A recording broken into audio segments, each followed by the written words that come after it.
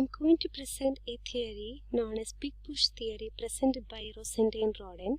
This theory highlights the importance of a large lump sum amount of investment for the growth of economy.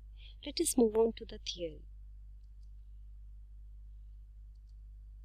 The advocates of the Big Push approach feel that if a development program is to gather sufficient momentum to be successful, it must operate rapidly and extensively throughout the economy. Insistence on low evolution is defeats and indeed dangerous because it is precisely slow evolution that cannot succeed in the face of all the obstacles unless the programs involve big changes. It is believed that the development process will never be able to become self-generating and cumulative. If the race is to be run at all, certain minimum speed is necessary. The economists advocated the Big Push approach can be broadly classified into two categories. Some economists look upon the economic development as a relation between the rate of growth in per capita income and the rate of growth in population. And they emphasize that while a small increase in per capita income would be swallowed by the population increase induced by it, large increase in per capita income created by the development program exceeding a certain critical minimum effort would enable the economy to escape the gravitational pull of population increase. In short, large investments are needed so that the rate of increase in output may be significantly greater than the rate of population growth. To this category belong to the theories like Leibniz's critical minimum effort thesis and Nelson's theory of low-level equilibrium trap. The second group of economists believes that since the vicious circle of poverty is due to the smallness of the market and low purchasing power of the people, it is possible to break the vicious circle by increasing the purchasing power and size of the market. These writers also emphasize the indivisibilities and interdependence of capital investment required for economic development. This type of approach has been developed by Nerks, whose theory of balanced growth advocates simultaneous large-scale investment over a wide range. Hirschman's theory of unbalanced growth and Rosenstein Roden's theory of Big Push are also based on this approach. Let us move on to the Big Push theory presented by Rosenstein Roden in 1943. Further contributions were made later on by Murphy, Shelfer, and Robert Vishny in 1989. According to this theory, a big push or a large comprehensive program is needed in the form of high minimum amount of investment to overcome the obstacles to development in a developing country and to launch it on the path to growth. Rosenstein Roden believed that isolated and small effort will not make a sustaining impact on economic growth. According to him, launching a country into self-sustaining growth is a little like getting an aeroplane off the ground. There is a critical ground speed which must be passed before the craft can become airborne. Proceeding bit by bit will not add up in its effort to the small total of the single bites. If the process of development is to be initiated, a big push in investment is initiated. Roden's theory is based on four kinds of indivisibilities. Indivisibilities in the production function, indivisibility of demand, indivisibility in the supply of savings, and psychological indivisibilities. Indivisibilities in production. Indivisibilities of inputs or factors leads to increasing returns. The most important form of these indivisibilities is the social overhead capital like power, transport, and communications. The basic characteristics of social overhead capital are: it is irreversible in time and must precede investment in directly productive activities. It has a minimum durability. It has a long gestation period. It has an irreducible minimum industry mix of different kinds of public utilities. These indivisibilities of supply of social overhead capital are the major obstacle to economic development, and to be removed require large initial lump sum investment. Indivisibility in demand. Capital investment in underdeveloped countries is limited by the fact that these provide only small market to producers. The small size of markets generate uncertainties which deter prospective investors.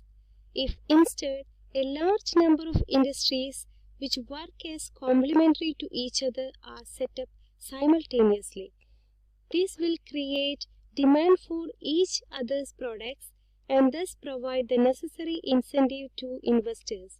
In other words, indivisibility of demand requires simultaneous large investment in a number of industries.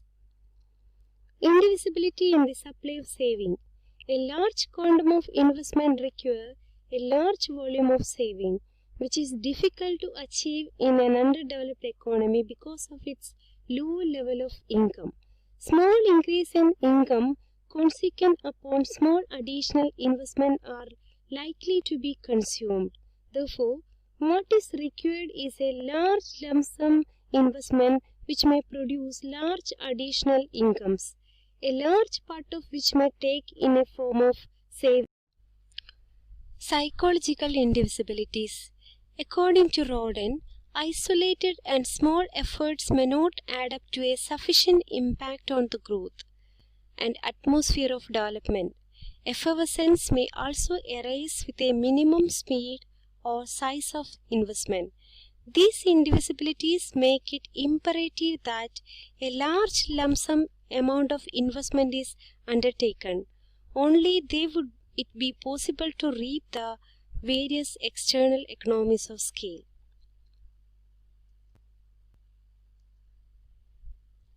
Let us move on to the diagrammatic representation of big push theory. Here, along OX axis, the rate of growth of population is measured, and along OY axis, rate of growth of income or productivity is measured. Here, the 45-degree line shows the rate of growth of traditional economy, and the dotted line shows the wage line. In a traditional economy, the increased income can be absorbed or curtailed by the large population growth and increased wage rate. But the line F shows the rate of growth of modern economy. Though it begins with a large investment, the sector is capable of producing a higher level of output than the traditional sector. Let us sum up the criticism of this theory. Hallam criticized this theory that this theory stresses the need for big effort and large quantum of investment, but it neglects the problem of shortage like availability of dynamic entrepreneurs, skilled labor, domestic capital, etc. And these things will create problems in the implementation of big push programs. H.E. Ellis criticized that this theory ignores the shortage of saving and the risk involved in the investment like market imperfection and structural obstacles. This theory assumes that simultaneous development would create indivisibilities or external economies in the form of training and skilled labor in the long run. But there could be a possibility that in the short run, each firm might pay each other. The possibility of external diseconomies of scale has perhaps not been visualized in the theory. The theory emphasized on the lumpiness of investment in different industries such as capital good industries, consumer good industries, and social overhead capital, etc.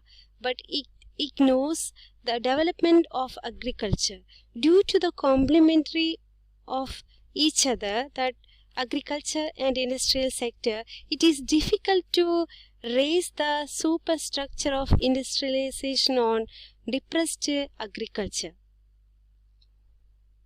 Hallerman also criticized it is very difficult to coordinate various complex developmental plans started under the banner of Big Push. At times, the problem of coordination may be beyond the competence of strong and efficient administrative machinery. Government face difficulties in drawing up and executing various developmental plans. There are possibility for the revision of original plans, delays and departure from the original time frame. Jacob Weiner criticized the indivisibilities or the external economies of scale generally resulted in reducing the cost rather than expanding the output. In a development theory, expansion of output is as important as the reduction of cost, but this theory explains the cost reduction aspect and it ignores the aspect of output expansion. J.H. Adler, he criticized that this theory ignores the importance of small investment. Relatively low level of investment pays off well in form of additional investment. The possibility of small push has not been explored by Rodin. Notwithstanding the various limitations, Big Push is necessary for transforming the socio-economic setup, which is essential prerequisite for meeting the needs of development. Thank you.